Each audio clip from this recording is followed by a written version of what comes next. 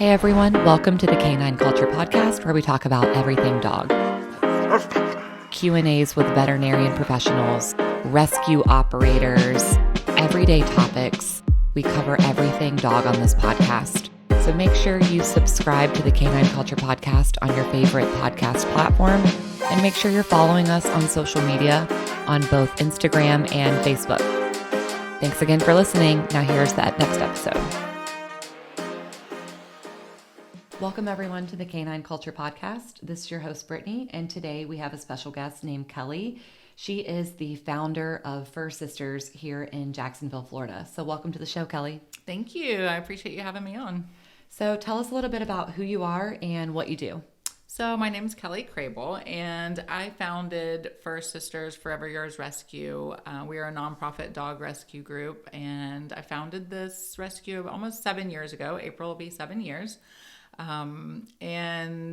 We take in dogs from overcrowded shelters. Most of the time they come from the rural counties that surround the outside of Jacksonville because they're the most underfunded, understaffed, very small. They don't get a lot of general public traffic coming through to adopt. So we take them out, put them in foster homes, and get them the vet care they need until they're adopted. So tell us kind of why you started the rescue. What made you get it started? All my dogs have always been rescues. And when my dog Sophie passed away, I was down to one dog, Riley, and he was not doing well as an only dog. So I decided to start looking for another dog, playmate for him. And I came across a picture of a dog that was sitting out in Putnam County shelter. And another rescue had posted it. And so I kind of did some research and trying to find out where he was at and a little bit about him. And when I made a phone call, they told me that he was going to be gone at 4:00. And I, ignorantly was like, well, where is he going? I'll go get him there. And they were like, no, he's going to be euthanized. And I was like, oh no. So I literally got in my car. I called my mom. I was like, do you want to take a trip to Putnam County? I'm going to get a dog. And she's like, okay. I called my husband. I'm like, I'm going to get a dog. It was just something about his eyes and his face that really just drew me in. And for some reason, I just knew it in my gut. I needed to go get him. So I drove, a little over an hour from here to go get him. And when I got there, I had never been to a rural county shelter before. And it hurt my heart because it was down at the end of a dirt road next to the county landfill. Nobody is going down there to see these dogs. And just they're overcrowded, and it's most of them it's indoor outdoor, but it's mostly outdoor. So they're in the elements, and they have shelter, but it's not the greatest. And just when I found out how many dogs get euthanized in these shelters just because nobody knows they're there, it just struck something in me. And I got him, but I cried the whole way home thinking about all the other dogs that weren't as lucky as him, Right. So I just kind of started doing it just by finding the pictures of them, posting them on social media. And I'm every friend, I'm like, you need a dog. Everybody needs a dog, and eventually started getting people to foster. And I don't know, I was volunteering with, a couple other rescues helping here and there. And I decided just to start my own and just go with it. That's awesome. And I think I can speak for most people in Jacksonville. You guys are a very well-known rescue. So many people, they know what you do. They appreciate and respect what you do. So you've done a really good job. That one dog changed so many other dogs' lives. So many. Yeah. I've always been that person. If I'm going to do something, I just do it all the way. There's no halfway with me. So if I'm going to try and save dogs, I'm going to try and save as many as I possibly can. And in order to do that, you need to have the public be aware of you and what you're doing. And we've been really lucky to be able to partner with some great people in the community that help us out as well to spread the word. We're at Brewhound every week. We're there on Fridays. We do special events there. We also have had some, really great people with the community that have adopted. So they spread the word as well. A couple JAG players here and there. That helps a lot, that they post on their social media. But, we're on River City Live every other week. Getting the word out and educating people about who we are and what we do and how many dogs need homes is my biggest thing, getting the word out. Right. Yeah. So tell us what it's like running a rescue, like day-to-day operations. And I know no day is the same as the other, but kind of just a brief look into like, what does your day look like? Crazy most of the time because I do work as well. Like this is not my job. It's my passion. So I'm a hairstylist and I have my own business, so my schedule's a little flexible. But so like in between clients, I'm on my phone trying to figure out getting dogs from the shelter and where they're going to go to foster.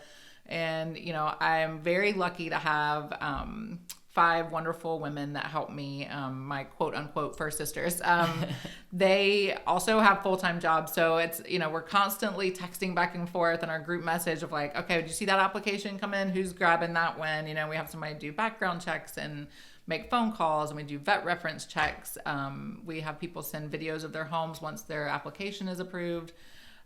It's a lot, and then I get texts from shelters, we're full, we need this dog, like even today I was at work and Clay County shelters texted me about this pregnant dog, and it's very hectic. I can tell you that, but it's worth it. It's a lot of work. And then planning events and, there's just all the things. Fundraising is a big thing. Like I'm constantly like trying to figure out ways to raise more money to help dogs and figure out how to pay the vet bills. And it's very stressful, but we have the website and I could go on and on. There's a lot that goes into it day to day. There really is. Yeah. And I don't think a lot of people think about that, as someone who wants to start a rescue, I see more and more into that day to day and what goes into it. And it's a lot of work, especially if you have a full-time job, which rescue work doesn't pay. You have to have a full-time job. Oh yeah, absolutely. So, okay. So you mentioned fosters, and it sounds like fosters are key for you guys. So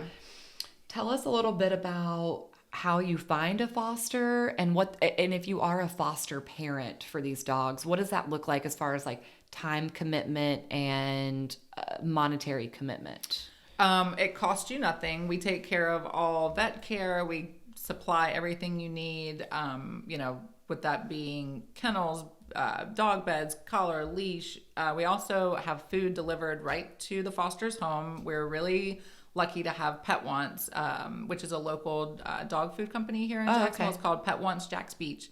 And they donate all of the dog food to all of our fosters, and they actually deliver it. So you just have to let us know when you're ready for food, and we put the order in, and it gets delivered. So that's amazing and very helpful for us as well.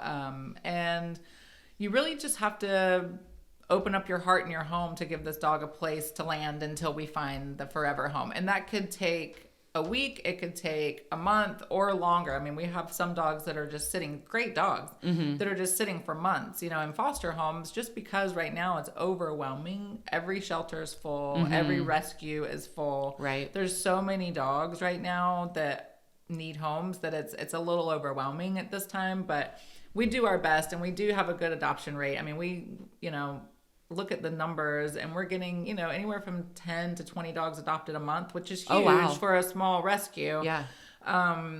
But, we just need people to help us out a little bit more with the fostering because we don't have a shelter. We do not have a facility where we keep dogs for numerous reasons. And one of them being that I feel like dogs do better in a home environment outside of a shelter environment. You get to know their personalities better. That way we know, are they good with cats? Are they good with other dogs? Are they good with kids? Do they like their crate? Do they not like their crate? Are they good on a leash? Like all these things you figure out once they're in a home and decompressed, and you start learning more about their personality, and that way it's easier to place them in an adoptive home. So can people apply right now to be fosters through your website? Absolutely, yes. You can find our foster application on our website, which is firstsisters.org, and we'll process the application, and someone should be in touch with you within several days.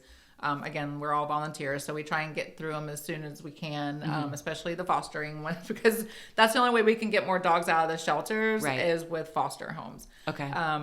Because, we can use boarding every once in a while. We don't like to because one, that costs the rescue money, and two, it's just better for a dog to be in a home. We'll go through the whole process of the application to make sure it's a dog that would be a good fit for your home as a foster as well. If it doesn't work out, we'll move them. And that being said, we also need temporary fosters. Like we have right now during the holidays, some of our fosters are going out of town and boarding is full. And, it's really hard to get boarding around the holidays.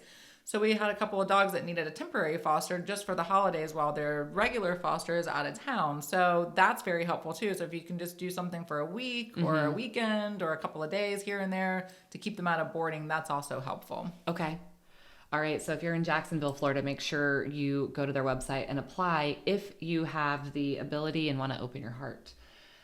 So let's talk about adopting. So I think that some people have a very skewed view of like what the adoption process looks like from a rescue, but I think it's because some people just don't understand it, Right. So for you guys, what does that process look like? So we have a process in place. For the reason we do it the way we do it is because we get these dogs from a situation that most of the time is not a great situation. They ended up in a shelter for a reason, and then they're stressed out in the shelter. So we want to make sure that we get them into a good home that's going to be a good fit so they don't get moved around. So we are very thorough with that. You submit the application, we review it, we do the background check, we have phone screenings with the application, and then we also ask for a home video if you're approved. We have multiple conversations with you. We meet and greets with the dog, make sure that the dog is what you think it is, and then we also do trial sleepovers.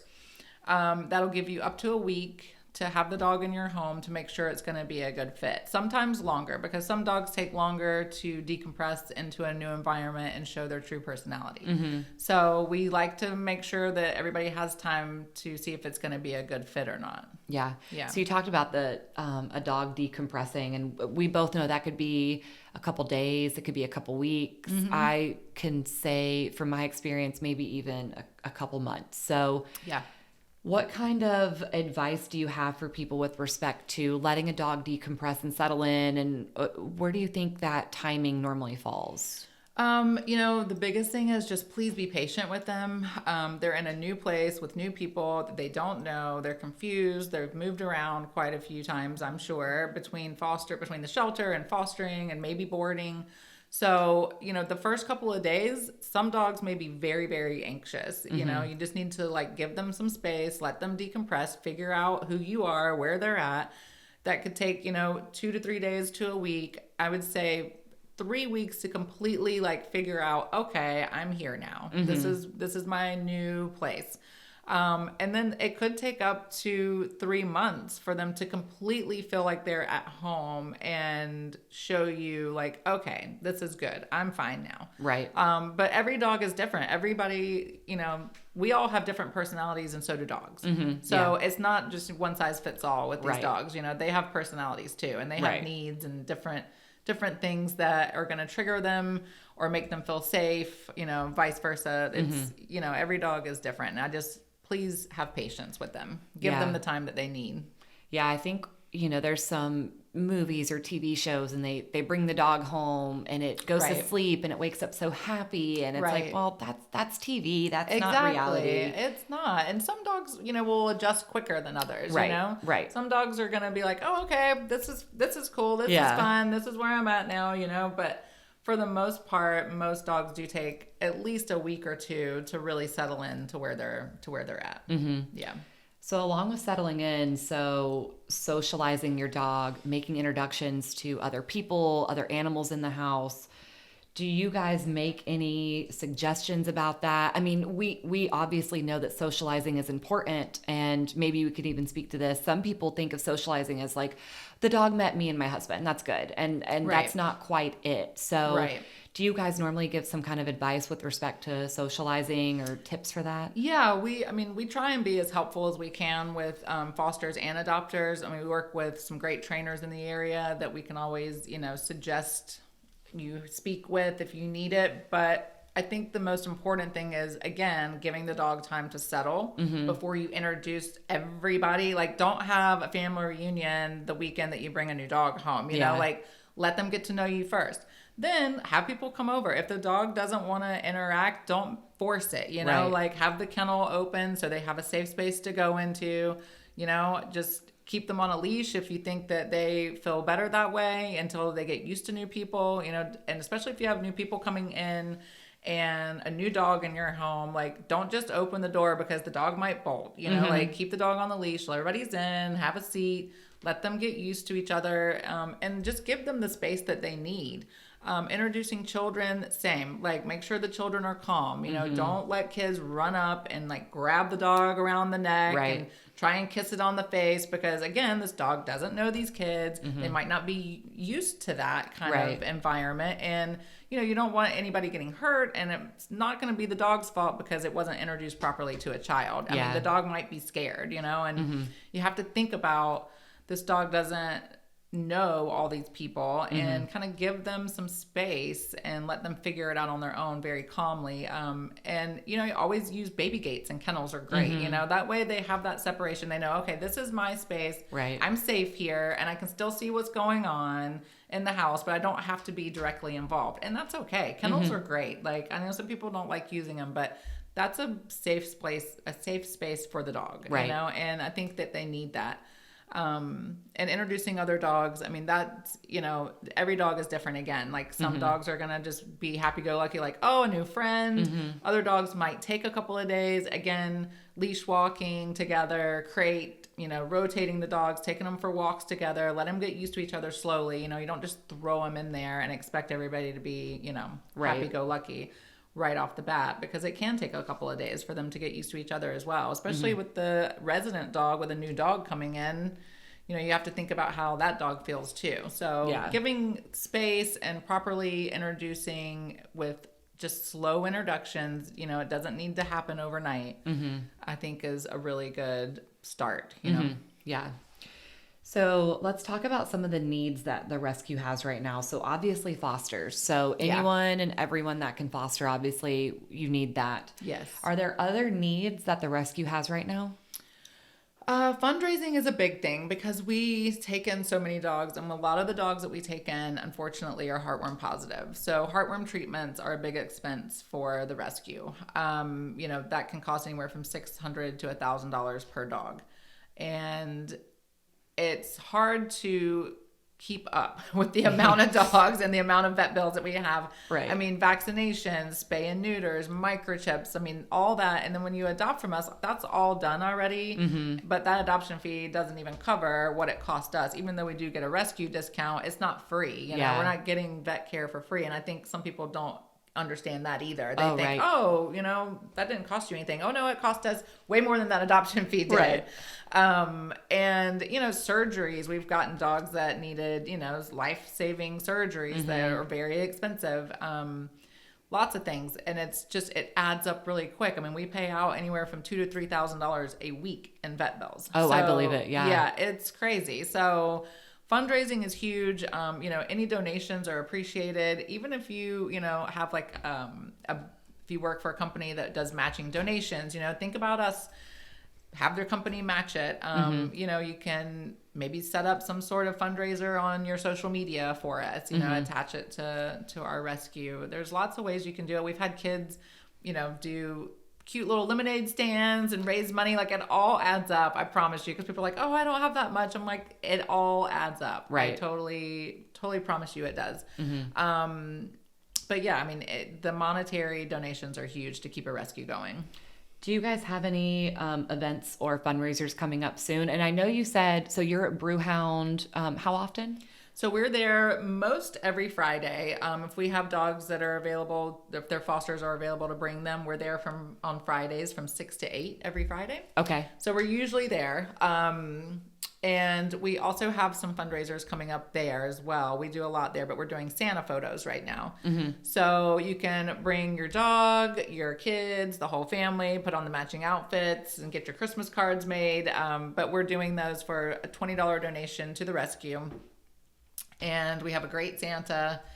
And we are there this Saturday from 11 to 4. And then we have 3 more dates in December that will be there as well.